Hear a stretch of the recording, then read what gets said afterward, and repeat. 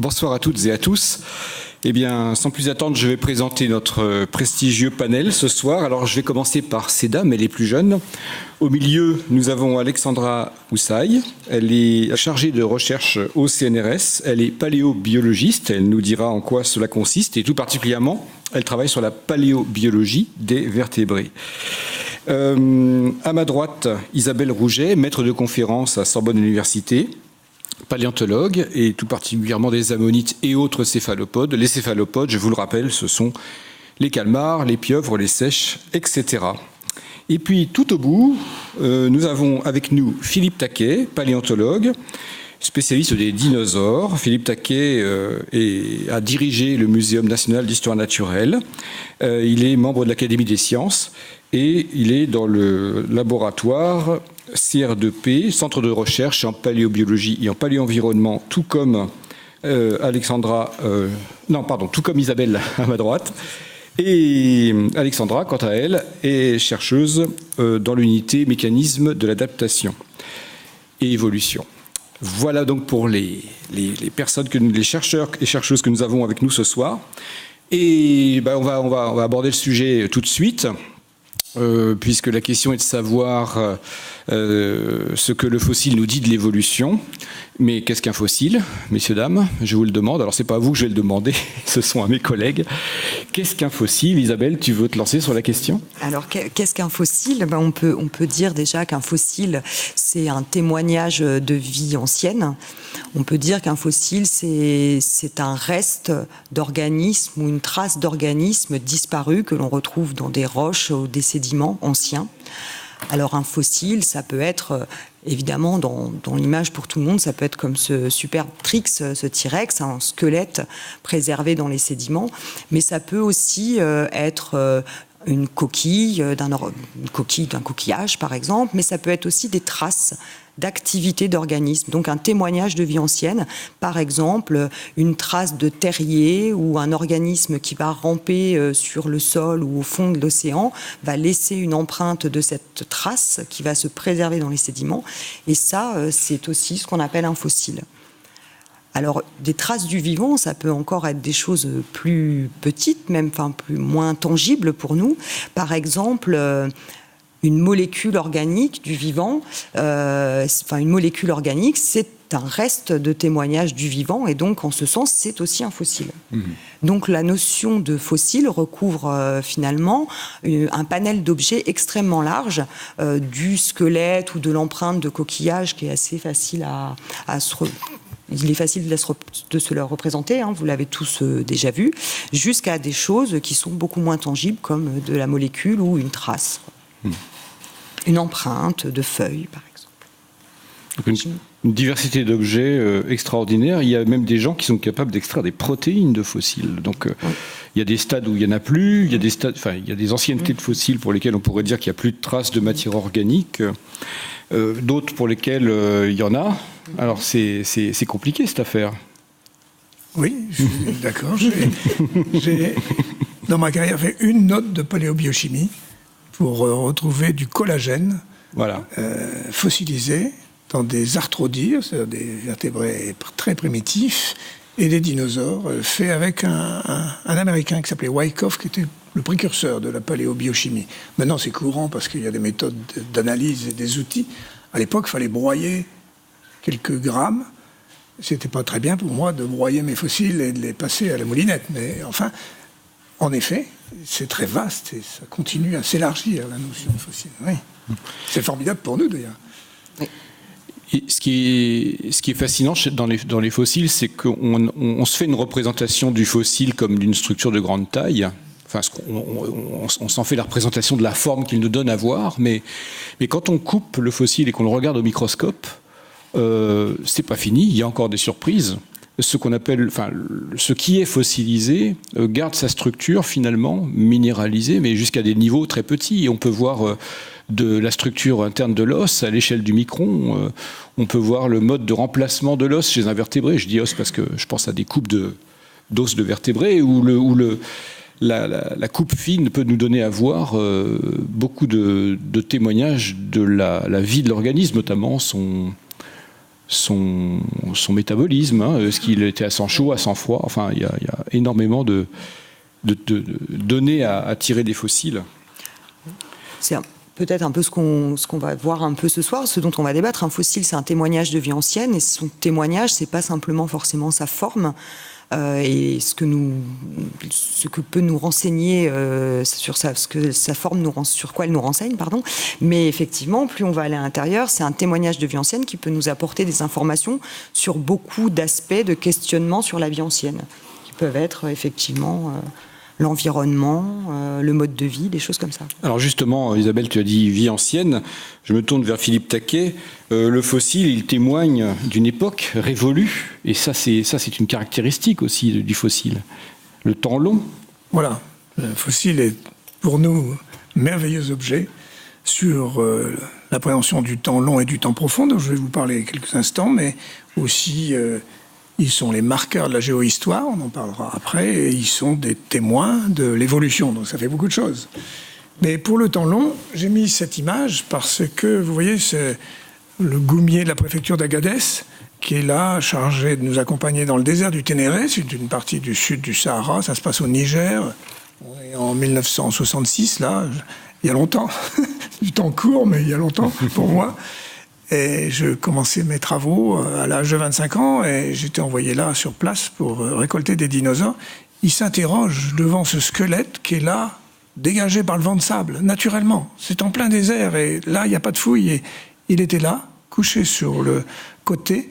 Donc vous voyez la colonne vertébrale, un dinosaure entier. Il a 110 millions d'années.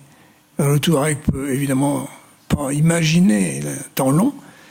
Et même dans la région, il y a des restes de lacs, avec des restes de dents d'hippopotame, il y a de la girafe, de l'éléphant, c'est-à-dire il y a 3000 ans, le Sahara, cette région-là, était pleine de végétation et verdoyante. Mais alors, à 100 millions d'années, il y avait des crocodiles géants, des reptiles volants, etc. Donc, appréhender le temps long a été une longue conquête dans l'histoire des sciences de la nature. Buffon, et je cite exprès Buffon parce qu'il a été l'intendant du roi et le directeur du jardin, était conscient de cela. Le grand ouvrier de la nature, a-t-il écrit, c'est le temps. Et comme il marche toujours d'un pas égal, uniforme et réglé, il ne fait rien par saut, mais par degré, par nuance, par succession, il fait tout. À l'époque de Buffon, au XVIIIe siècle, fin du XVIIIe siècle, le temps de la Terre, c'était le temps biblique, à peu près 4000 ans.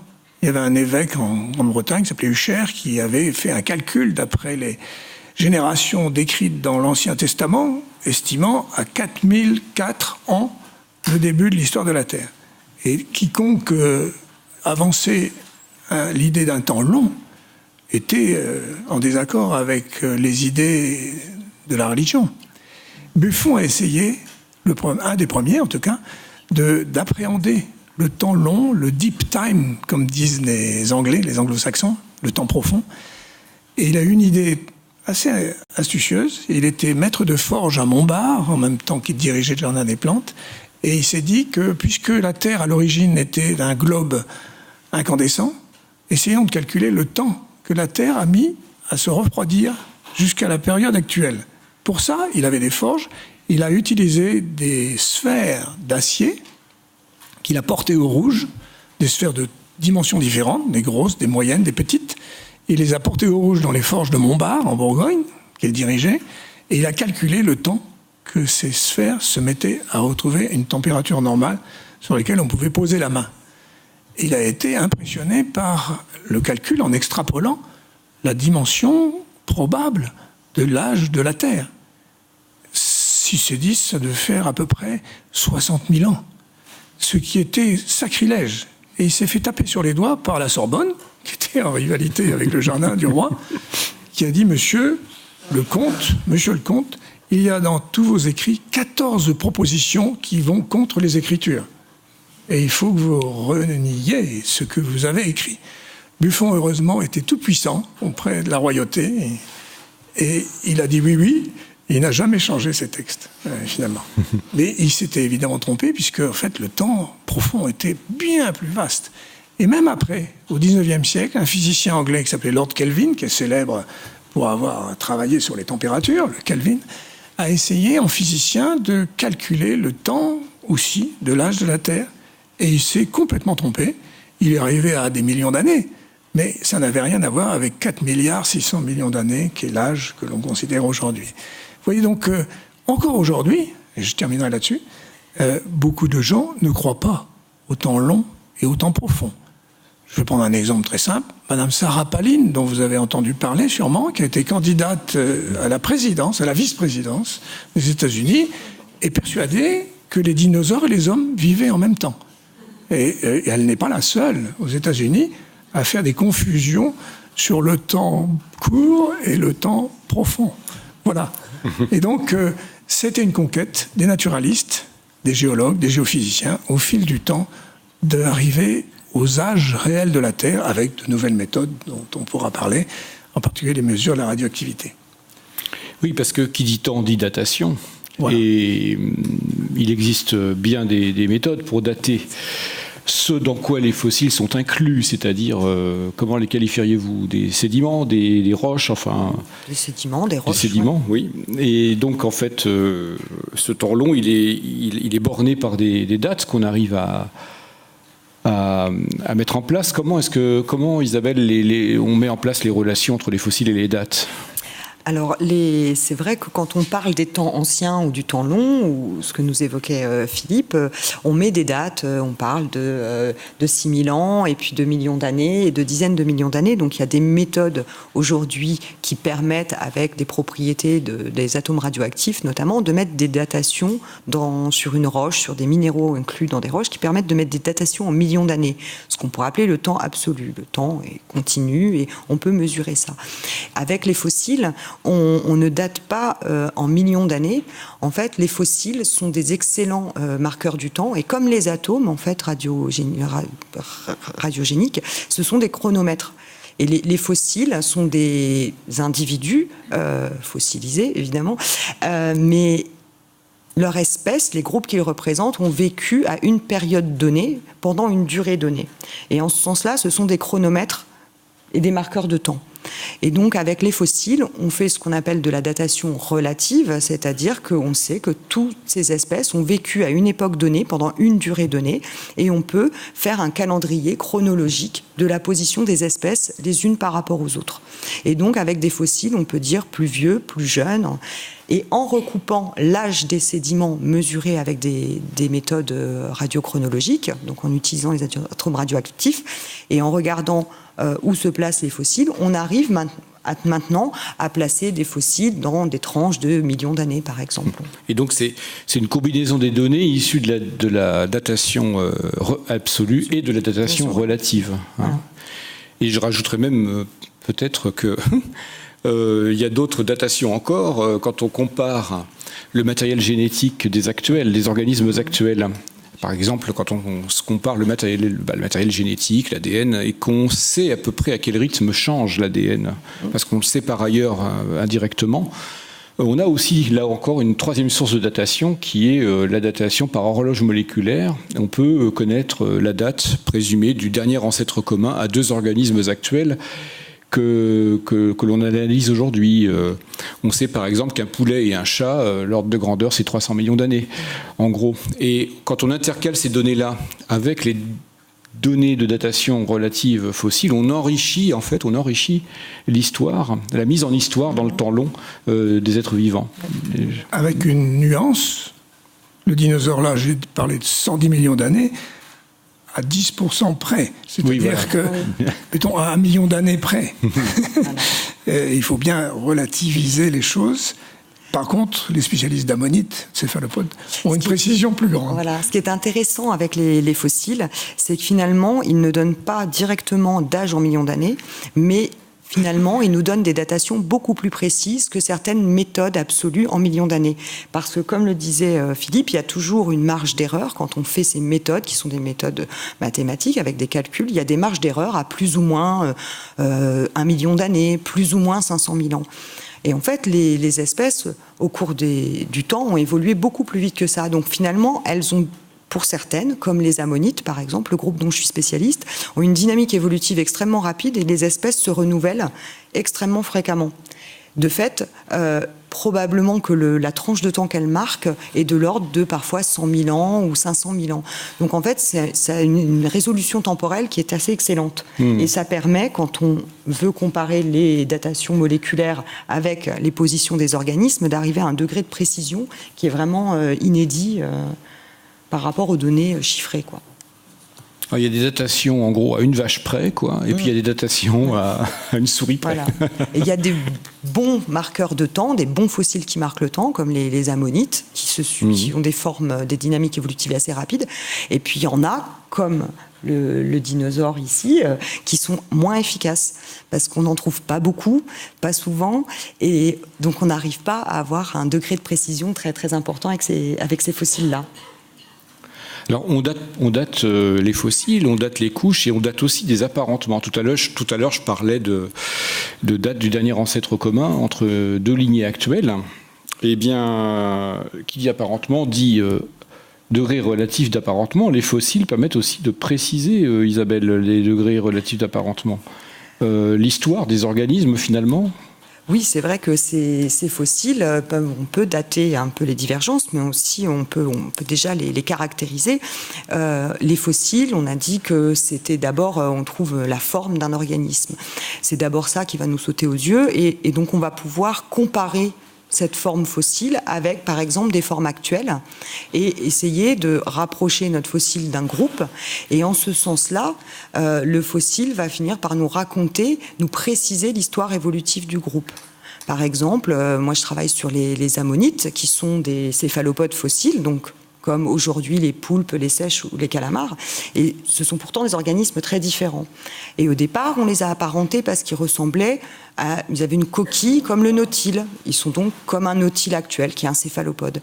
Et puis finalement, si on regarde encore à l'intérieur de la coquille, on va regarder vraiment tout au début de la croissance, on va voir la coquille embryonnaire. Et cette coquille embryonnaire, on va voir qu'elle a plein de caractères morphologiques qui ressemblent à des céphalopodes actuels, de type sèche, calamar ou poulpe.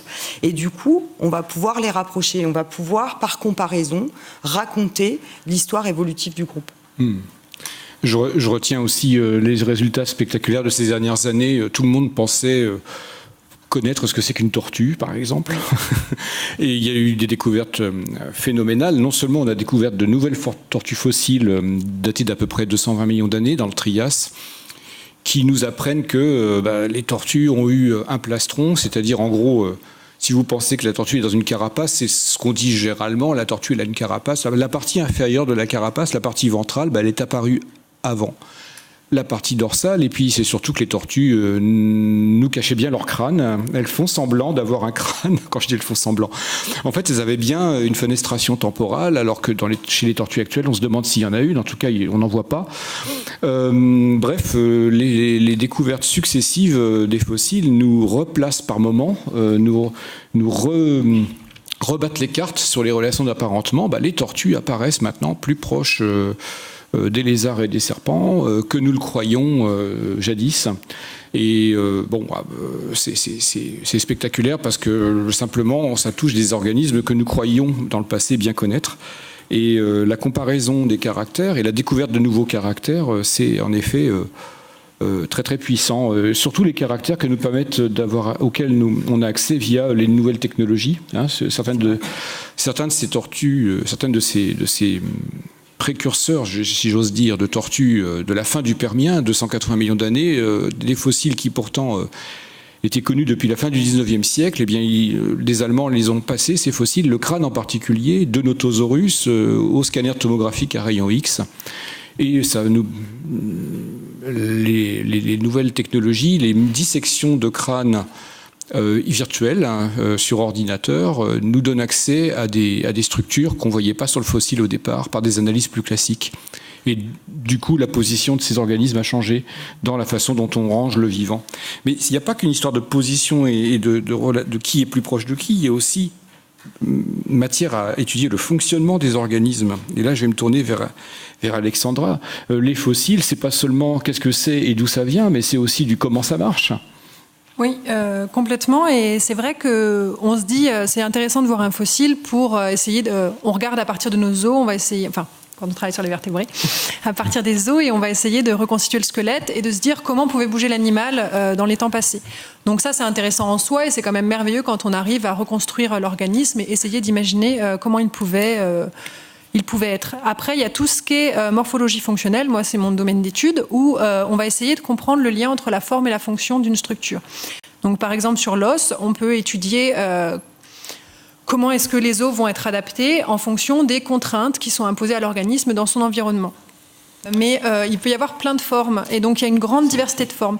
Mais comprendre ce lien forme-fonction, ça nécessite aussi d'étudier les organismes actuels, parce qu'on va comprendre ce lien quand on va étudier les organismes actuels, et c'est à partir de ça, de cette compréhension, qu'on va pouvoir faire des inférences sur le fossile.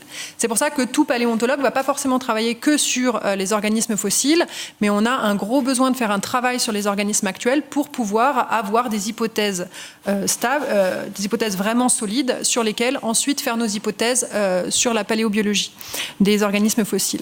Et il faut voir aussi que dans ce cas-là, on veut vraiment avoir une visée pour comprendre le fossile, mais le fossile a aussi un intérêt pour les gens qui travaillent sur l'actuel. C'est dans les deux sens. C'est pas que dans un sens où on sert de l'actuel pour comprendre le fossile. Il y a aussi un gros intérêt des fossiles pour réussir à comprendre l'évolution pour les chercheurs qui veulent comprendre les adaptations dans l'actuel. Par exemple, des fois on se dit est-ce que ça serait possible d'avoir telle morphologie d'un point de vue fonctionnel ? Et c'est pas toujours simple. Les fossiles, ils nous permettent d'avoir une idée sur la diversité des formes qui existent. Par exemple, si vous regardez la slide que je vous ai mis ici, il y a des morphologies auxquelles on ne s'attend pas, qu'on n'a jamais connues dans le registre actuel, et donc on n'imaginerait jamais que ces squelettes, que ces morphologies peuvent exister.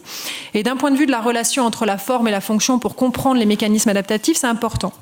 Moi, j'ai travaillé pas mal sur l'adaptation au milieu aquatique, et donc on a des fossiles là qui sont représentés, qui ont des morphologies relativement standard. Donc ça, si on trouve ça dans le registre fossile, on voit le premier qui est un notosaure, ça ressemble à une morphologie genre croco. Le deuxième, c'est une tortue fossile, ça ressemble à une tortue. Le troisième, c'est un ichthyosaure, donc c'est un reptile marin, mais qui a une morphologie assez proche d'un thon ou d'un dauphin. Mais par contre, si je vous mets cela, c'est des morphologies auxquelles on n'est pas du tout habitué, qu'on ne connaît pas, qu'on trouve dans le registre fossile. Et ça va nous soulever des nouvelles questions. C'est comment est-ce qu'on peut avoir une telle morphologie et vivre dans l'eau ? Comment ils pouvaient nager ? Comment ils pouvaient faire ça avec cette morphologie, etc. Donc ça va en fait nous faire réfléchir beaucoup plus profondément aux questions d'adaptation et de comment on pouvait se mouvoir. La même chose, je travaille aussi sur l'adaptation à la graviportalité, donc avoir un corps excessivement massif et pouvoir porter ce poids et se mouvoir. Donc si on regarde les organismes les plus massifs terrestres actuellement, on va avoir rhino, hippo et puis éléphant bien sûr, et on se dit qu'avec l'éléphant, on a vraiment ce maximum de masse, l'éléphant qui n'est pas capable de faire une vraie course au sens propre, puisqu'il est toujours obligé d'avoir au moins un pied sur terre. Donc on ne se dirait jamais que ces organismes-là peuvent exister.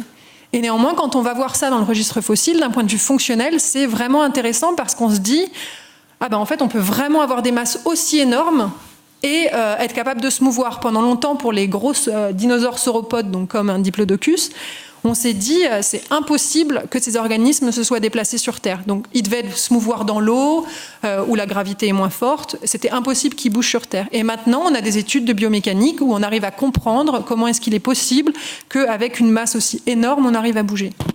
Donc il y a tout ce lien où les fossiles ne servent pas seulement à nous émerveiller pour comprendre ce monde du passé, mais ils servent aussi à beaucoup mieux comprendre tous les mécanismes d'adaptation et d'évolution. Et ceci dans un environnement donné. C'est que les fossiles, Alexandra, nous apprennent à recomposer, à reconstituer des environnements dans lesquels ils étaient.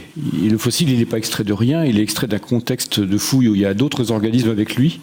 C'est les paléo-environnements. Oui, et ça c'est important aussi, et c'est là que c'est des moments où c'est assez joli, entre guillemets, d'un point de vue paléontologie, parce qu'on va être avec tous nos collègues qui travaillent sur des bêtes différentes. On va avoir des invertébristes qui vont travailler avec des paléobotanistes, qui vont travailler avec des paléomammalogistes, des paléoherpétologues, etc. Et tout le monde va travailler pour essayer d'identifier toutes les petites bêtes d'un gisement, par exemple, pour essayer ensuite de reconstituer ce milieu. Et ça peut entraîner des belles reconstructions, voilà, pour ce genre de choses. Et c'est pas un travail de science-fiction, c'est vraiment essayer de reconstituer quel genre d'organisme pouvait être là, avec quels besoins, etc. Et on arrive justement avec tous ces liens aussi avec l'actuel pour comprendre le passé, à essayer de comprendre quels étaient leurs besoins, quelle pouvait être leur écologie, pour aussi reconstituer ce milieu de vie. Et voir que le Sahara était... Oui, il y a un très bel exemple d'adaptation forme-fonction en fonction de l'environnement, dont moi je me suis occupé, c'est le passage des iguanodons aux hadrosaures, c'est-à-dire des dinosaures qui ont après un bec de canard. Les iguanodons du Crétacé inférieur, on coupe des feuilles, ils ont des dents lancéolées avec des petites crénures. Ils ne sont pas herbivores, il n'y a pas d'herbe à l'époque, au Crétacé inférieur, très inférieur. Et ils découpent les feuilles. Et puis, dans la lignée, ils vont s'adapter parce qu'au Crétacé inférieur apparaissent les herbes, les graminées, les plantes à fleurs. Avant, c'était des gymnospermes, des ginkgos, des cycas, etc. Et donc, les dinosaures vont s'adapter et ils vont enrichir la mâchoire de batteries dentaires énormes qui vont broyer les graminées parce qu'ils vont être obligés d'adapter leur régime alimentaire. Et on voit très bien le passage au cours du Crétacé, au moment où les plantes à fleurs arrivent, où les graminées arrivent, ou entre parenthèses, les papillons et les abeilles arrivent aussi, puisqu'il y a les insectes pollinisateurs, on voit les dinosaures se transformer, adapter leur mâchoire, la mastication et la façon de se nourrir en fonction de la végétation. Donc on a des très beaux exemples illustrés comme ça, en effet. Très important, là, les paléo-environnements, parce que je ne sais pas si vous avez lu Rahan, par exemple. Enfin, moi, j'ai lu Rahan quand j'étais petit. Et dans Rahan, tout à coup, Rahan est dans une clairière et il voit surgir de la forêt tropicale un mammouth.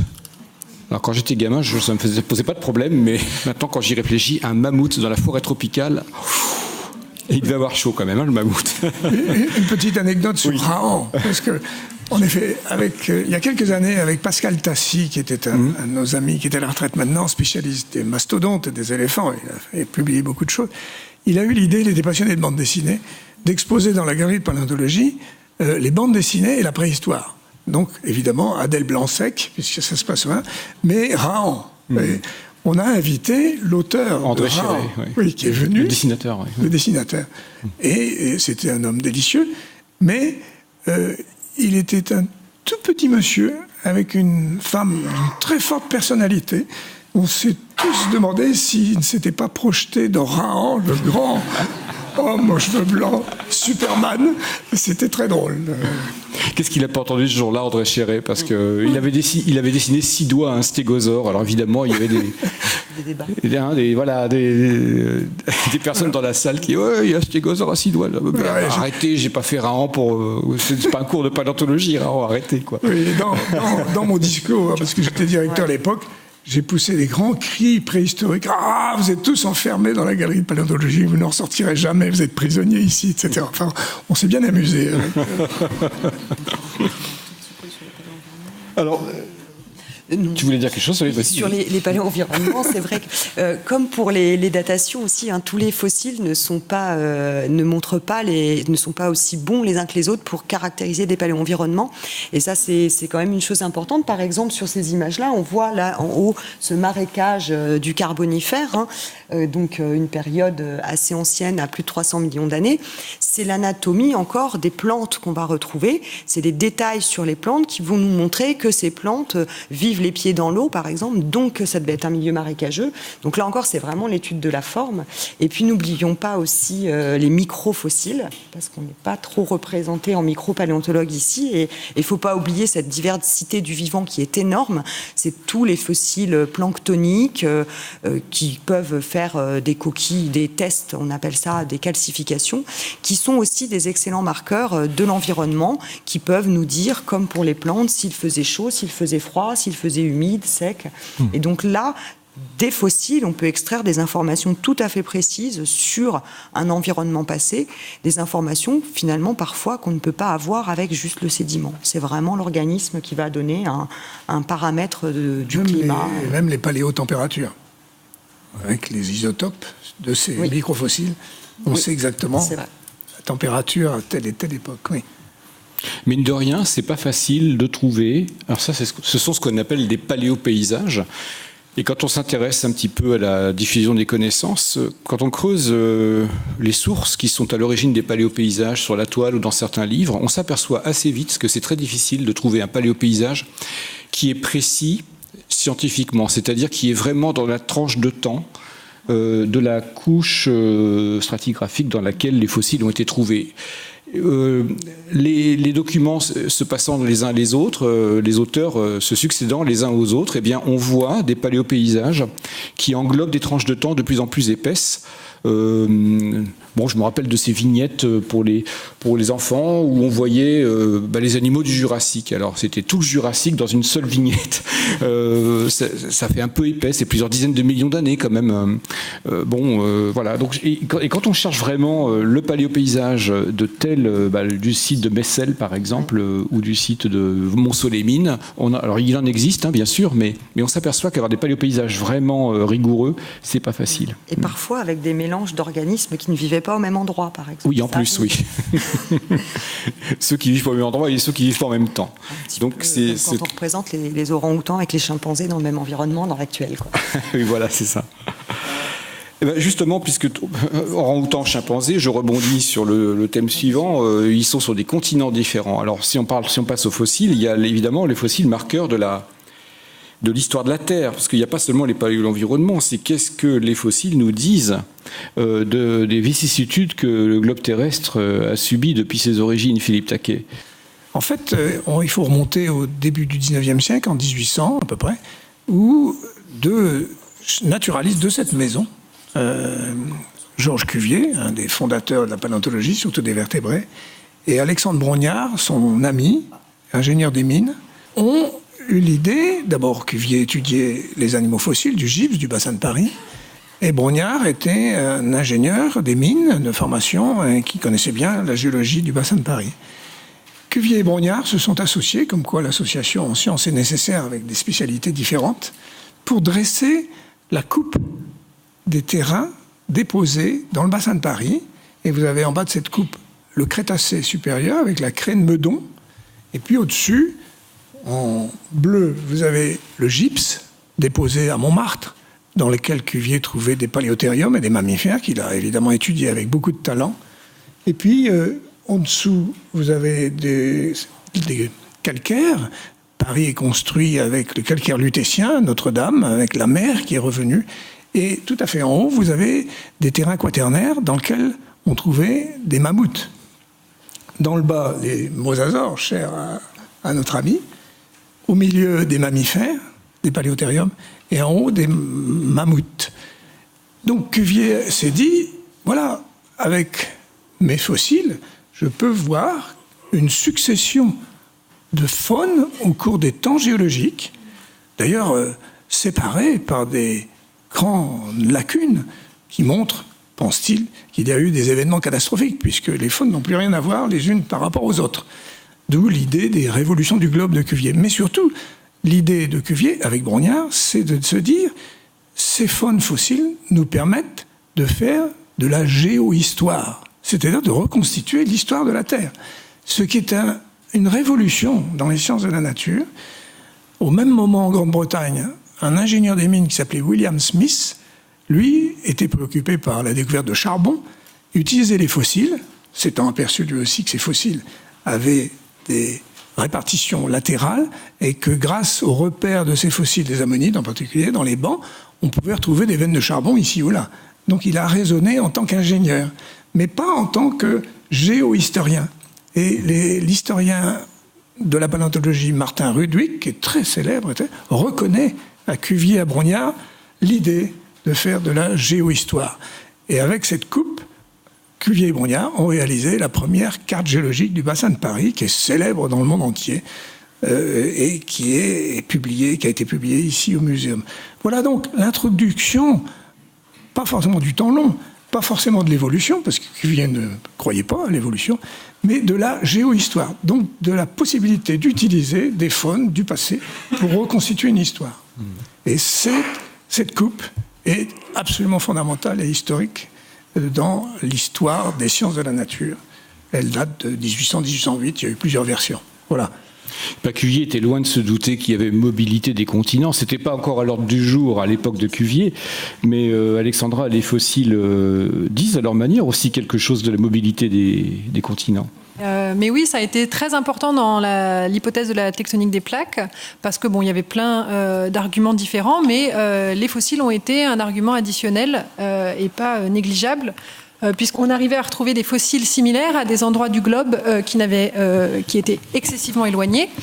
Et donc, comme vous le voyez, vous avez des spécimens, donc ça avait commencé avec des reptiles marins qu'on pouvait trouver à la fois en Amérique du Sud et en Afrique du Sud, donc les mésosaures, qui ont été vraiment des fossiles importants parce qu'on les retrouve qu'ici géographiquement, donc ça voulait dire qu'il n'y avait pas une grande distribution géographique, mais par contre dans les deux continents, les mêmes restes de ces organismes. On a pu aussi trouver la même chose avec les pariasaures, donc avec Cynognathus ici, avec l'Istrosaurus, un autre fossile. Et en fait, ça nous a permis de voir que ces organismes terrestres, forcément, il devait y avoir les plaques qui se touchaient parce que sinon, ça n'aurait pas été possible qu'ils arrivent à migrer et qu'on les retrouve dans ces différents continents. Donc ça montre à quel point les fossiles ont été importants pour valider au départ cette hypothèse de la tectonique des plaques. Et puis même maintenant, on utilise ce lien aussi pour ceux qui font de la paléobiogéographie, à essayer de toujours reconstruire le lien entre comment étaient distribués les continents et les fossiles, pour savoir quel a été le cheminement, par où ils sont passés aussi quand ils ont migré d'un endroit à un autre, pour savoir si quand vous en avez un en Europe et aux États-Unis, c'est passé par le détroit de Bering, ou si au contraire c'était passé par un contact qu'il pouvait y avoir entre l'Amérique, l'Afrique, enfin, etc. Donc c'est plein d'hypothèses qui sont testées comme ça, où les fossiles apportent un élément, et aussi toujours avec cette vision de la tectonique des plaques derrière. Que ne nous disent pas les fossiles? Les fossiles, comment parlent-ils d'évolution finalement? Vous en avez vu là plusieurs aspects successifs. Je crois qu'il y a un mot qui a été dit qui, moi, me paraît important, c'est le mot comparaison. Tous les prismes par lesquels on a vu que les fossiles étaient interprétables. Celui-ci, le premier sur les formes et les fonctions, ou la reconstitution des relations de parenté. Bref, à chaque fois, le fossile est comparé à des actuels. Finalement, le fossile tout seul ne nous parle pas d'évolution tant qu'il n'est pas comparé. En lui-même, il ne s'est pas écrit dessus, hein, si je le dis comme ça, aussi brutalement. Si on arrive à faire du fossile un témoin de l'évolution, c'est parce que le fossile est comparé à d'autres fossiles, il est comparé à des actuels. Et finalement, vous avez toujours cette notion de comparaison, alors j'ai envie de dire anatomie comparée, c'est-à-dire l'anatomie du fossile est comparée à grande échelle, à petite échelle. Ces molécules sont comparées aussi. Tout ce qui fait que le fossile est perceptible par nous est comparé. J'ai envie de dire, on pourrait presque faire l'évolution du vivant. Allez, soyons provocateurs. On pourrait très bien construire l'évolution, reconstituer une histoire évolutive d'un groupe sans fossile. D'ailleurs, ça c'est vrai pour certains groupes qui n'ont pas de registre fossile. Hein. Je pense à certains animaux au corps mou qui sont extrêmement pauvres en registre en fossiles et dont on arrive quand même à reconstituer des relations de parenté. Donc finalement, les fossiles ne parlent pas d'eux-mêmes d'évolution, si ce n'est que c'est surtout la comparaison qui va parler d'évolution. Par contre, les fossiles, par leur qualité intrinsèque, va donner une énorme précision, une grande précision dans le scénario évolutif que nous reconstituons. Une grande précision à la fois au niveau des dates et puis au niveau de la mosaïque des caractères, hein, c'est-à-dire comprendre comment les caractères ont évolué. Je disais tout à l'heure qu'on a changé de vision sur l'évolution des tortues. Oui, la mise en place de ce qui fait aujourd'hui une tortue. Aujourd'hui, vous avez les tortues, puis vous avez des lézards. On n'a pas l'impression que ça se ressemble. Franchement, la forme générale semble très différente. Grâce aux fossiles, vous avez des mosaïques de caractères qui montrent à comprendre comment les tortues arrivent à être ce qu'elles sont aujourd'hui au cours du temps. Et sans les fossiles, on n'y serait pas arrivé. Donc les fossiles sont extraordinaires dans la précision qu'ils nous font acquérir de l'histoire du vivant. Mais j'ai envie de dire, ils ne portent pas l'évolution en eux-mêmes, intrinsèquement, j'entends. L'évolution, c'est l'œil avec lequel vous allez comparer et comment on fait parler les structures anatomiques du vivant. Après avoir fait ce discours conclusif, je redonne la balle à mes collègues pour savoir s'ils ont un commentaire à faire là-dessus, et puis ensuite on passera la parole au public. Alexandra, vas-y, oui. Oui, moi je voulais justement dire, pour rebondir, que les fossiles, pour nous, paléontologues, des fois, alors on a envie d'en découvrir toujours des nouveaux, de découvrir des choses nouvelles, et grâce à des nouvelles technologies, c'est le cas, comme là pour la tortue également. Et des fois, c'est un challenge énorme, parce qu'on va avoir toute notre hypothèse qui a justement été faite à partir du matériel qu'on a à un instant T, et puis il va y avoir un fossile qui va arriver et qui est capable de tout vous renverser. Donc des fois, on a un fossile qui arrive et qui confirme parfaitement notre hypothèse, et là, c'est formidable. Et puis on en a un autre qui va arriver, qui va faire que demain, je vais dire, contrairement à ce que j'ai dit dans mon papier de la semaine dernière, c'est pas du tout comme ça. Et c'est ça aussi, c'est magnifique, parce qu'on arrive à avoir une science avec vraiment les hypothèses, qui est faire de la science, toujours soumettre des hypothèses, on n'a jamais la vérité vraie. Et grâce à l'arrivée d'un fossile, etc., on peut avoir validation ou pas de notre hypothèse, ou alors remise en question, et on recherche, et on réessaye de comprendre ce qu'a pu être l'histoire évolutive. Oui, je peux citer un merveilleux exemple, parce que j'ai vécu cette période-là. Je suis presque un fossile vivant, alors. Mais en 1984, il n'y a pas besoin de mettre l'illustration, mais c'est une date charnière qui a eu lieu lorsqu'il y a eu un congrès à Eichstätt, en Bavière, autour des Archaeopteryx, ce fameux fossile qui a des dents et qui a des ailes, et qui était discuté à l'époque. Et ce colloque a été le colloque qui a montré définitivement, je pense, en tout cas tout le monde en est convaincu maintenant, que les oiseaux descendaient des dinosaures carnivores. Ça a été évidemment un événement et un bouleversement dans le monde de la paléontologie. Avant, on n'y croyait pas, même si Thomas Huxley, l'ami de Darwin, avait avancé l'idée. On se disait c'est impossible, parce que les oiseaux ont des clavicules. C'est la fourchette que vous connaissez, que les petits enfants tirent quand ils mangent un poulet. Ces clavicules sont présentes chez les oiseaux, mais ne sont pas, du moins à l'époque ne l'étaient pas, présentes chez les dinosaures carnivores. Donc c'était impossible d'avoir un retour comme ça, en arrière, avec un os qui existait dans les formes de reptiles primitifs, qui disparaît chez les dinosaures carnivores pour réapparaître chez les oiseaux. Or, John Ostrom, l'un de mes collègues, à qui d'ailleurs j'étais envoyé ma thèse quand j'étais étudiant, parce que c'était le seul à faire ce que je faisais moi en France à l'époque, John Ostrom a réétudié les Archaeopteryx et a surtout découvert aux États-Unis un dinosaure carnivore qui s'appelle Deinonychus, dans le Crétacé du Montana. Et j'ai été un grand ami d'Ostrom, et il a montré que Deinonychus avait des clavicules parfaitement bien conservées. Et de fil en aiguille, on a trouvé des clavicules dans tous les dinosaures carnivores qu'on avait mal étudiés. Donc le problème était résolu, et maintenant on sait définitivement, et on a trouvé surtout des dizaines de formes de dinosaures carnivores, certains avec des plumes, de sorte que les oiseaux ne sont autres que des dinosaures à plumes. Et donc il y a eu un changement grâce à ces découvertes historiques, avec les raisonnements des paléontologues, et c'est un émerveillement quand on fait ce type de recherche, d'avoir ces surprises qui vous enchantent, et qui vous montre qu'on comprend mieux le monde. Mais quand même, beaucoup de gens ne croient toujours pas que les oiseaux ont pour ancêtre des dinosaures carnivores. Mais allez voir le tyrannosaure qui sera inauguré demain, et vous avez une idée, il a une clavicule, oui. C'est ça la puissance des fossiles, des combinaisons de caractères disparus de la nature actuelle, et en plus datés dans un temps bien précis. Là, vous voyez un serpent avec des pattes arrière.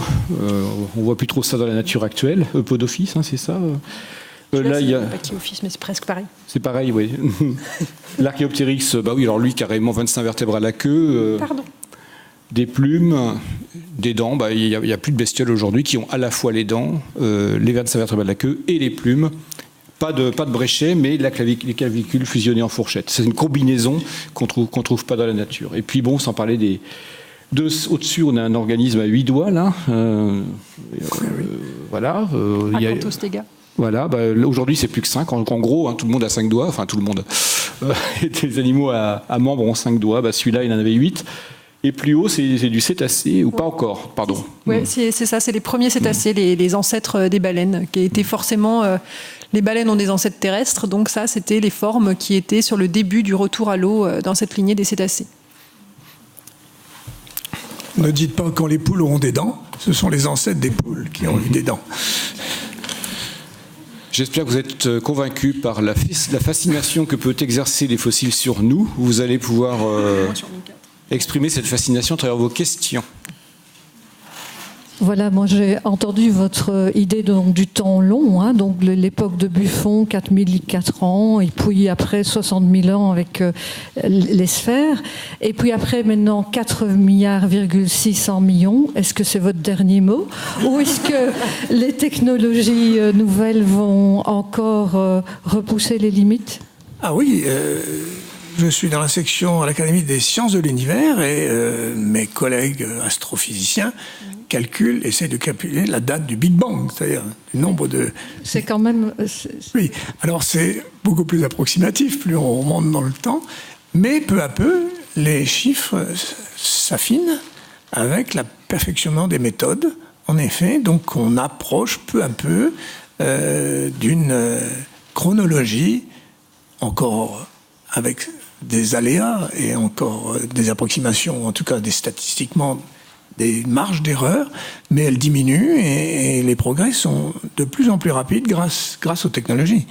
En effet, il y a des remises en cause des échelles, mais l'échelle géologique maintenant générale des ères paléozoïques, mésozoïques, cénozoïques sont devenues relativement précises et au fond on a maintenant un cadre qui s'affine d'année en année, mais il n'y aura pas de remise en cause générale de l'âge général de la Terre. De l'âge général de la Terre.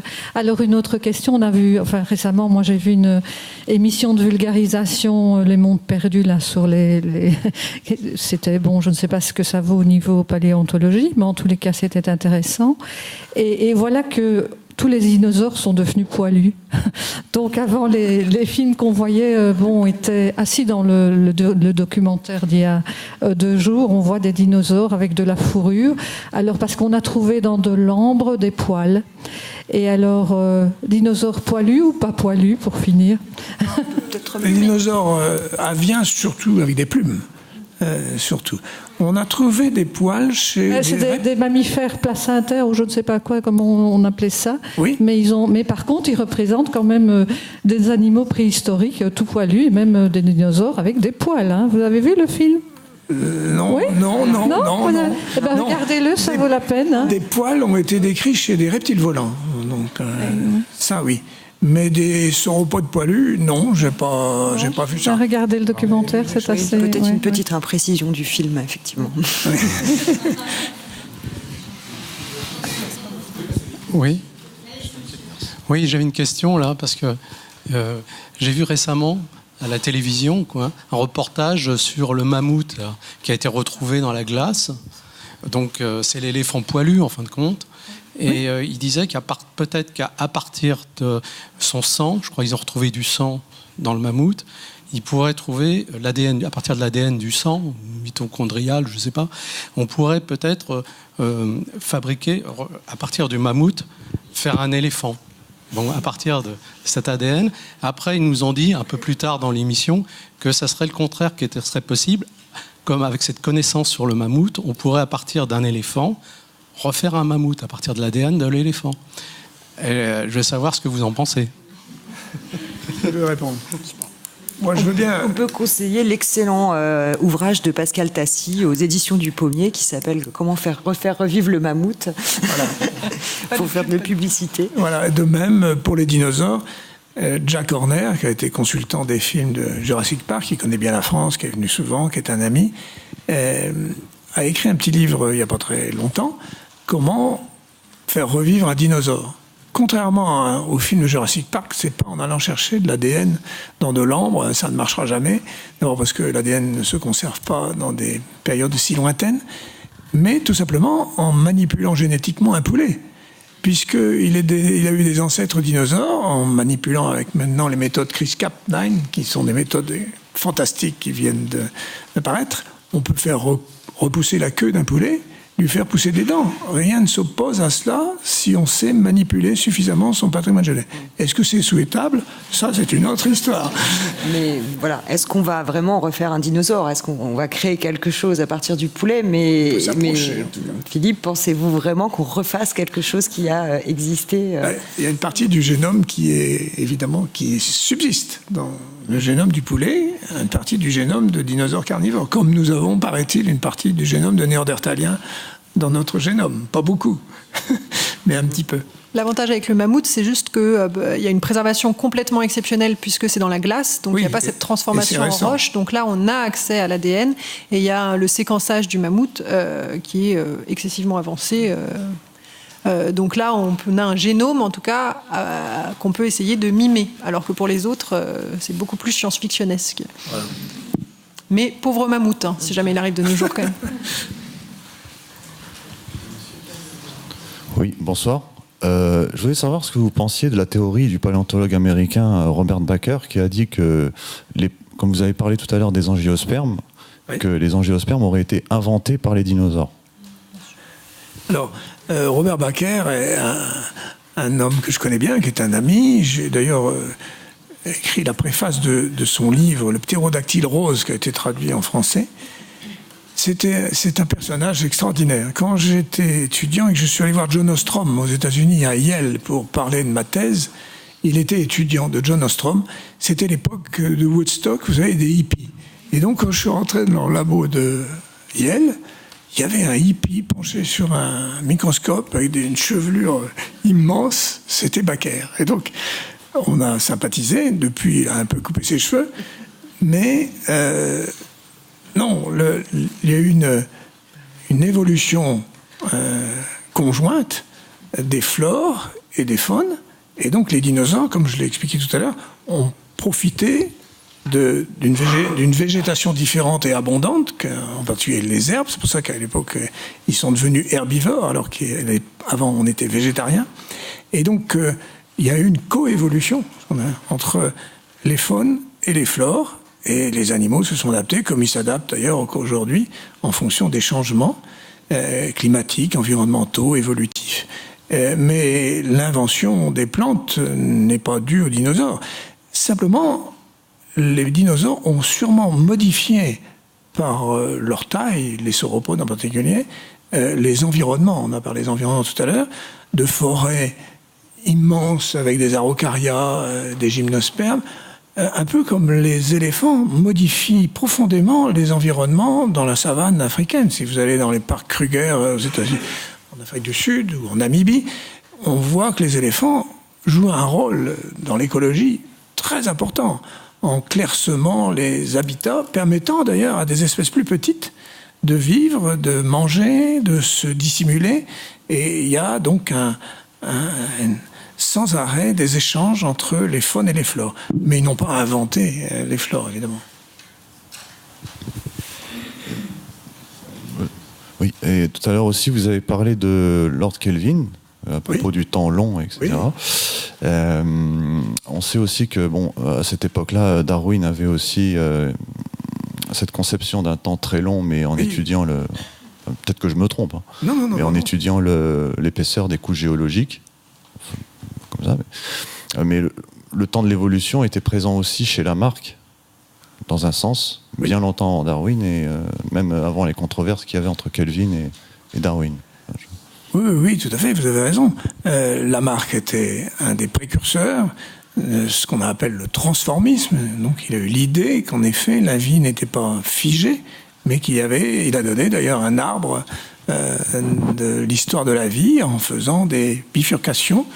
Évidemment, il n'avait pas les mécanismes, et il ne connaissait pas le détail des affaires, et c'est Darwin qui a construit une hypothèse beaucoup plus solide et valable, qui dure merveilleusement bien et qui a traversé les années, malgré des adaptations, des critiques, etc. C'est quand même la sélection naturelle qui demeure le moteur essentiel. Kelvin, c'est pour donner un exemple, le naturaliste avait raison finalement contre le physicien ou le mathématicien. Ça s'est produit plusieurs fois dans l'histoire des sciences, où un physicien, un polytechnicien, je pense à Élie de Beaumont, qui était un grand polytechnicien spécialiste de la géologie, a mis le réseau des montagnes de la planète dans un réseau pentagonal, ou hexagonal, je ne sais plus, pentagonal je crois, en disant toutes les chaînes de montagnes se recoupent et on peut voir que tout ça, ce sont des cratères de soulèvement au cours de l'histoire de la Terre. C'était totalement faux. Mais il a fait un raisonnement physique extraordinairement élaboré, avec des formules mathématiques très sophistiquées, pour finalement présenter une hypothèse totalement fausse. Kelvin a fait la même chose en physique, et les naturalistes finalement avaient, avec leurs fossiles, une approche peut-être moins précise, mais en tout cas plus proche de la réalité des choses. Oui, c'est vrai. Et Darwin, vous avez raison, avait besoin du temps pour expliquer et formuler son hypothèse, pour imaginer les transformations au cours de l'histoire de la vie. Et ça, c'était un problème parce qu'il fallait suffisamment de temps pour faire évoluer ces espèces. Merci. Un petit clin d'œil à Jacques Horner. Il faut préciser que les plantes à fleurs de l'époque, on conçoit beaucoup plus leur évolution en relation avec l'apparition des ordres d'insectes qui sont des pollinisateurs, notamment l'épidoptère qui remonte à cette époque-là, diptère et hyménoptère. Donc, les insectes, on ne parle pas beaucoup de paléo-entomologie, mais les insectes sont importants aussi. Oui, merci beaucoup déjà pour cette intervention tout à fait passionnante. Je voulais ajouter quelque chose par rapport à la dernière remarque sur justement Charles Darwin et Lamarck. Il me semble qu'il y a un autre précurseur qui est Erasmus Darwin, qui est le grand-père de Charles Darwin et qui avait déjà des théories pré-évolutionnistes. Alors on ne peut pas parler d'évolutionnisme exactement, mais il y avait déjà cette notion du temps long qui commence à se mettre en place, notamment avec l'étude de la géologie par James Hutton, qui était un ami d'Erasmus Darwin. Oui. Et j'ai l'impression qu'il y a ce temps long qui commence à apparaître un peu justement avant les études de Lamarck, parce qu'Erasmus Darwin, c'est donc les années 1800-1803, donc c'est avant la philosophie géologique. Mais j'ai l'impression que c'est paradoxalement des études qui ont eu plus d'influence sur les poètes romantiques, sur une vision très littéraire en fait de ce temps long, sur Percy Shelley, William Blake, plutôt que sur les scientifiques. J'ai l'impression que cette notion de temps long a sombré dans l'oubli quelque temps avant de réémerger un peu plus tard. Oui, vous avez raison. Mais vous citez James Hutton, qui est effectivement un grand précurseur de la géologie en Écosse, mais il croyait à un temps long mais cyclique. Parce qu'il faut bien voir la flèche du temps, le temps sagittal, pour reprendre l'expression de Stephen Jay Gould, et le temps cyclique. Les gens... Les Grecs, la perception du temps long dans l'histoire de la Terre est aussi dépendante des périodes et de la culture. Et pour les Grecs, le temps long... c'était aussi une cyclicité, pour des stoïciens, la Terre avait perpétuellement existé. Voilà, un éternel recommencement. Au cours de, finalement, l'histoire de l'humanité, on est passé sur des temps longs, puis des temps courts, puis des temps longs. Et ce qui est important dans ce qui a été dit peut-être, c'est à quel moment on va commencer à aborder le temps avec une méthodologie. Alors parfois une méthodologie scientifique qui a l'air très solide et qui se tient, comme vous l'évoquiez, et puis qui s'avère finalement être erronée. Mais c'est à partir de quel moment on peut commencer à avoir une appréciation du temps qui est une approche scientifique et rigoureuse de l'estimation du temps. Et ça, c'est vrai qu'on l'a qu'à peu près au 19e et 20e siècle. J'avais une autre question, si c'est possible. Il y a un article... Alors, le micro bien près, s'il vous plaît, pour que tout le monde entende. Je vous remercie. Merci. Oui, j'avais une autre question à propos des angiospermes, justement. Il y a un article très récent qui est paru, alors j'ai oublié le nom du scientifique qui en était responsable malheureusement, mais sur la possibilité que l'apparition des angiospermes ait eu une certaine toxicité en fait et était partiellement responsable de l'extinction de certaines espèces. Alors est-ce que vous cautionnez cette hypothèse ? Je ne suis pas paléobotaniste. Il y a une équipe de paléobotanistes au muséum. Jean de Jax, avec qui j'ai beaucoup travaillé, publié d'ailleurs, est un de ceux qui ont fait la chasse aux premiers pollens de plantes à fleurs dans l'angiosperme que nous avons trouvé dans le Crétacé inférieur. On a accusé les plantes de beaucoup de choses. Par exemple, on a accusé les plantes d'avoir empoisonné les sauropodes et les grands dinosaures. Aux dernières nouvelles, j'ai lu un papier récent sur le succès des sauropodes, qui était un succès fantastique, dû probablement à leur grand cou. Le long cou a été un élément déterminant pour aller s'approvisionner en nourriture. Ils ont gardé ce caractère ancien. Mais les angiospermes, les cycas, par exemple, étaient considérés comme toxiques. En fait, tout dépend de la maturation dans l'intestin, le temps, les bactéries qui aident, etc. Et les paléobotanistes récemment ont fait des études de l'apport calorique d'un certain nombre de plantes. Il semble que, par exemple, les ginkgos sont excellents pour la nourriture des herbivores de l'époque. Donc, je pense que les animaux s'adaptent très bien. Regardez le koala en Australie, il mange des eucalyptus. C'est très très mauvais pour la digestion. Et d'ailleurs, pour arriver à avoir suffisamment d'énergie, il mange et après il dort le reste du temps pour arriver à digérer convenablement ce qu'il a mangé. C'est très difficile à digérer. Donc, en fait, c'est difficile. Je ne suis pas botaniste ni paléobotaniste, donc je ne peux pas répondre précisément à votre question, mais je n'ai pas entendu dire que... D'abord, les animaux, quand les plantes sont trop toxiques, s'en écartent. Et ils ne les mangent pas dans la nature aujourd'hui. Ils savent très bien choisir les plantes qui leur conviennent. Mais je ne peux pas répondre précisément à votre question.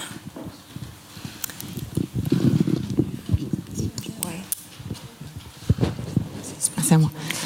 Oui, merci en tout cas pour cette mise au point, parce que c'était vraiment très intéressant. Isabelle, je suis là. Mais on a surtout, effectivement, et vous m'avez tendu un peu la perche, on a surtout parlé effectivement du gros. Il a été évoqué par Guillaume les insectes, par Philippe un petit peu de l'ambre avec des araignées, merci. Donc je voudrais savoir un petit peu si l'avancement au niveau de la micro-paléontologie est aussi importante que celle qu'on peut voir justement sur des animaux beaucoup plus importants. Je prends la micropaléontologie, j'ai parlé des micropaléontologues. Oui, je me rapproche, voilà. Oui, alors la micropaléontologie, c'est un champ d'investigation incroyable, parce que ces microfossiles, on peut déjà les trouver en quantité phénoménale, donc des blooms d'algues, enfin des périodes où c'est par exemple, je pense au cas des algues par exemple, donc c'est un champ incroyable parce que en fait, ces organismes vont nous renseigner à travers leurs tests souvent carbonatés ou siliceux, vont pouvoir nous renseigner sur des paramètres de l'environnement. Et là, comme avec la tomographie, les techniques se raffinent énormément. On peut maintenant aller analyser organisme par organisme des paramètres atomiques ou des isotopes, organisme par organisme. Et comme on suppose que ces organismes fabriquaient leurs coquilles en équilibre, leurs tests en équilibre avec l'eau de mer, on peut avoir des paramètres de l'environnement, comme si l'environnement avait été fossilisé dans leurs coquilles. Et aujourd'hui, des technologies qui permettent de faire des mesures très précises sur des tailles de faisceaux, par exemple, très précis pour analyser des organismes, vont permettre d'avoir des informations vraiment importantes. Et puis, aujourd'hui, il y a un grand raffinement des outils. Avant, on utilisait beaucoup les isotopes de l'oxygène, mais maintenant, il y a d'autres atomes qui sont utilisés, ou des molécules. Et donc là, c'est vraiment extrêmement intéressant. Et dans le champ même, ce qu'on appelle des nanofossiles, vraiment les encore plus petits, donc là, des algues aptophytes, par exemple, la grande difficulté à une période était d'isoler les organismes un par un pour pouvoir travailler sur un organisme un par un. Sur un dinosaure, c'est facile, sur une ammonite, c'est facile, et puis sur quelque chose qui fait 40 microns ou 10 nanomètres, c'est difficile. Et là encore, c'est les techniques, la technologie qui va permettre d'extraire les organismes un par un, qui va permettre de les étudier un par un, qui va amener des grandes avancées. Donc ça, c'est extrêmement intéressant, notamment sur tout ce plancton, c'est la base de la chaîne moléculaire, de la chaîne alimentaire, pardon. C'est la base de la chaîne alimentaire. Et ça renseigne beaucoup sur l'état des chaînes trophiques dans le passé. Et quand est-ce qu'on a des dysfonctionnements à la base de la chaîne trophique, quand est-ce qu'on a des chaînes trophiques qui sont très très riches, au moins en producteurs primaires. Et donc, oui, les microfossiles sont extrêmement précieux pour raconter l'histoire de la Terre. Ouais. Et d'ailleurs, si je pouvais ajouter un point, c'est aussi là l'utilisation de la tomographie. Parce que, par exemple, on a des blocs d'ambre et pendant longtemps, on ne pouvait pas trop accéder aux spécimens qui étaient à l'intérieur. Et on a énormément d'insectes, par exemple, qui vont être piégés dans l'ambre. Et grâce à la tomographie par rayon X, on va maintenant accéder à cette structure. Et donc, on arrive vraiment à isoler plein d'organismes qui vont être emprisonnés dans l'ambre. Donc, dans l'ambre transparente, mais aussi dans l'ambre opaque. Et donc, c'était vraiment des blocs, on ne voyait absolument pas ce qu'il y avait à l'intérieur. Et maintenant, on va pouvoir zoomer et avoir vraiment une représentation de ces bêtes. Et c'est des organismes qui sont vraiment petits. Et même grâce aux imprimantes 3D, on peut même se les imprimer et les avoir de cette taille-là devant soi pour vraiment travailler sur les caractéristiques anatomiques et bien se les représenter. Donc ça ouvre aussi tout le champ des possibles pour les très petits organismes, cette utilisation de la tomographie. Vous pouvez avoir un petit bloc. Des fois, on a un bloc d'ambre comme ça. Il y a quelqu'un qui l'amène au synchrotron à Grenoble, par exemple, pour se faire scanner. Et vous avez 10 nouvelles espèces qui étaient dans le bloc, quoi. Enfin, c'est vraiment excessivement impressionnant. Et ça offre un nouveau champ des possibles pour tout ce qui est paléoherpétologie. Et puis je pense qu'on peut aussi peut-être penser qu'une des prochaines, peut-être pas révolutions en paléontologie, mais des grandes avancées, ce sera l'étude des bactéries. Les bactéries ou les archées, c'est quand même ça représente énormément de la diversité du vivant actuellement, mais elles ont existé dans le passé. Alors c'est un enjeu extrêmement important pour le début de l'histoire du vivant. Donc on étudie beaucoup ces bactéries dans l'histoire, dans les roches très très anciennes, de plusieurs milliards d'années, enfin 2 voire 3. Et probablement que ces bactéries ont un rôle aussi très important dans les processus de fossilisation. Que les bactéries peuvent être le moteur de bonne préservation et de bonne fossilisation. Et c'est peut-être un champ d'étude qui se développera à l'aide des nouveaux outils d'observation et des nouveaux outils d'analyse.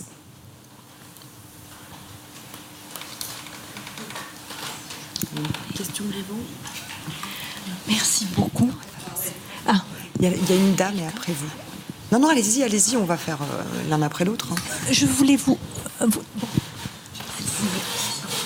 Est-ce que tout le monde en même temps, c'est pas possible? Devant? Alors, ouais, il y a une dame devant. Si. Merci. L'extinction massive des dinosaures, est-ce qu'on peut vraiment croire que c'est un seul événement catastrophique qui a déclenché tout ça? Non, je n'y crois pas du tout, en effet. Je suis d'accord avec vous. C'est évidemment des collègues américains, un astrophysicien et un géologue qui ont mis cette hypothèse il y a quelques années, qui a fait grand bruit. Et ils ont été un peu agressifs en disant, maintenant que nous avons trouvé la solution, cette chute de météorites, tous les paléontologues qui sont des collectionneurs de timbres ne sont plus aptes à trouver la solution de l'extinction des dinosaures. En fait, le problème est beaucoup plus compliqué, comme souvent. Et je dirais qu'il y a 4, je ne vais pas développer trop long parce que j'ai écrit ça dans un livre, L'empreinte des dinosaures, mais vous avez 4 écoles de pensée. 2 font appel à des événements catastrophiques et soudains. 2 font appel à des événements progressifs et gradualistes. Et donc la météorite, c'est l'événement soudain. Et évidemment, elle a existé. Probablement d'ailleurs, elle n'est pas tombée à la fin du Crétacé très exactement, mais un peu avant, ce qui est fâcheux, puisqu'il y a encore des dinosaures qui vivent après. Et surtout, elle n'explique pas, elle explique la destruction d'un certain nombre de faunes éventuellement, mais pas la survie des autres. Et biologiquement, c'est très compliqué d'expliquer pourquoi les oiseaux ont survécu et pas les reptiles volants, etc., etc. Pourquoi les crabes, les poissons, les tortues ont survécu. Cette hypothèse, biologiquement, est très compliquée à accepter. La deuxième version catastrophique, c'est le volcanisme, avec des éruptions volcaniques à la fin du Crétacé, qui sont prouvées, qui existent dans le Décan, en Inde, mais ça dure, au lieu de durer quelques jours, dans le cas de la météorite, ça dure 500 000 ans. Mais les nuages de poussière vont perturber la faune. Mais là encore, c'est plus souple, mais ça explique difficilement l'ensemble des données paléontologiques, justement, et biologiques. Et enfin, il y a 2 hypothèses gradualistes. C'est le changement climatique, c'est-à-dire un refroidissement de la planète Terre à l'époque qui expliquerait la disparition des reptiles marins, de la régression des mers et de la survie de ceux qui étaient les plus aptes à survivre contre le refroidissement. Enfin, la dernière école progressive, c'est la compétition entre espèces. Vous avez aujourd'hui une espèce très prolifique qui fait disparaître toutes les autres espèces sur la Terre, c'est la nôtre. Et il n'y a pas besoin de météorites et de volcans pour que ça se passe. Et au cours de la Terre, on a d'autres exemples d'extinction massive qui ne sont pas dus du tout à des météorites. Donc, le problème reste un peu ouvert. Je crois beaucoup plus à un processus graduel et progressif de type climatique et de la compétition d'espèces, et que c'est peut-être le mariage de plusieurs éléments mis ensemble qui font la crise, vous voyez ? Et donc, pour reprendre la formule de François Jacob dans la logique du vivant, est-ce qu'on va mourir, nous, notre espèce, parce qu'on a des mauvais gènes ou parce qu'on n'a pas eu de chance si une météorite tombe ? La question reste ouverte. Une minute, oui, parce que je te donne la parole à la fin. Oui, d'ailleurs, je vais rebondir, Philippe, sur ce que vous disiez. Il y a un article qui est paru il y a 2 ans, qui m'avait frappé, de l'anglais Benton, oui, et qui montrait qu'il compare la vitesse avec laquelle les dinosaures fabriquent du nouveau lignage, documenté par les fossiles, bien sûr, et la vitesse avec laquelle ces lignages disparaissent. Et en fait, le taux de disparition dépasse le taux d'apparition de nouvelles lignées 40 millions d'années avant la limite Crétacé-Tertiaire. C'est-à-dire que la plupart des lignages de dinosaures ne se diversifiaient plus autant que précédemment, 40 millions d'années avant, sauf pour 2 groupes. Les cératopsiens, qui ont continué, les tricératops et psittacosaures et compagnie, et puis les hadrosaures. Ça, c'était les 2 seules familles, entre guillemets, où on a continué à se diversifier jusqu'au bout, mais tous les autres, en fait, 40 millions d'années avant la limite Crétacé-Tertiaire, étaient déjà en train ils étaient en baisse de diversité. Donc ça, cette mesure, c'est un papier très technique, mais qui va plutôt dans le sens de quelque chose de progressif. Tout à fait. Ouais. Une dernière question ici, et ensuite on va conclure. Allez-y, madame. Oui. Juste une question. La paléontologie, j'ai l'impression qu'on est tout dit. Depuis aujourd'hui, on connaît tout aujourd'hui jusqu'au début de la vie. Mais est-ce que cette base d'études permet déjà aussi d'avoir des pronostics de ce qui va devenir la vie future, ou est-ce que on peut extrapoler Ça, c'est de la science-fiction. Voilà. Moi, j'ai un collègue, j'aime beaucoup, il signe ses mails en disant dans mon labo, on fait de la science, pas de la science-fiction. Bon, on peut avoir des idées sur les futures positions des continents dans 150 millions d'années. L'Afrique est en train de se fendre, et le rift africain, dans beaucoup de millions d'années, il y aura un océan qui va s'ouvrir entre les 2. Oui, on peut programmer un peu les déplacements des continents, un peu, mais pas... Au musée d'histoire naturelle de Toulouse, il y a même une paléosphère, une fiction, où on voit le futur de la Terre à plus de 50 millions d'années par rapport à aujourd'hui.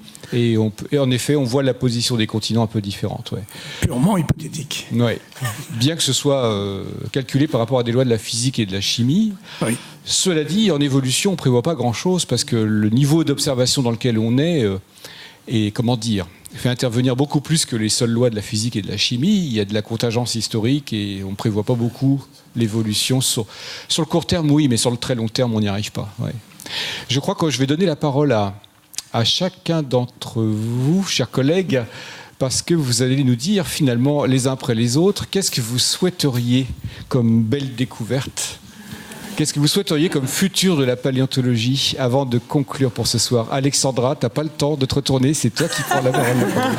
Mais je ne sais pas. Je ne sais pas. Je ne sais pas ce que je souhaiterais. Des fois, on ne souhaite rien de particulier à part être surpris, et tout peut surprendre. Donc, je ne crois pas que j'ai une commande particulière pour le Père Noël. je crois que ce qui est le plus stimulant, pour moi en tout cas en tant que paléontologue, c'est quand on trouve un organisme qu'on ne comprend pas, mais vraiment quoi. Et donc c'est plus ça, on a suffisamment de challenges à l'heure actuelle, mais s'il y avait encore un nouvel organisme, donc dans mes problématiques par exemple, qui sont donc le milieu aquatique ou la graviportalité par exemple, si j'avais une nouvelle forme qui arrive et qui vient et qui me pose un énorme problème parce que je ne comprends pas, je suis contente.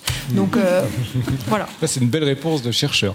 Ouais. Gould, on était proche de ça avec Gould pour la faune, les faunes très anciennes. Oui, il m'a tout pompé. Pardon, il t'a tout pompé, ouais. Mais il y avait l'histoire de faire rentrer de force des animaux qu'on ne comprend pas dans des animaux qu'on comprend. Ouais. J'ai bien aimé cette métaphore de Gould. Et toi, Isabelle, alors ? Du coup, évidemment, la réponse d'Alexandra est tellement bien que je souhaite pareil qu'elle.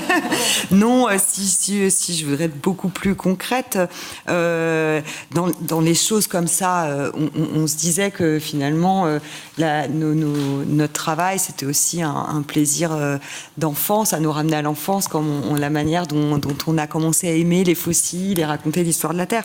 C'est vrai, quelque chose qui me fascinerait, ce serait moi, alors de manière très modeste, de trouver des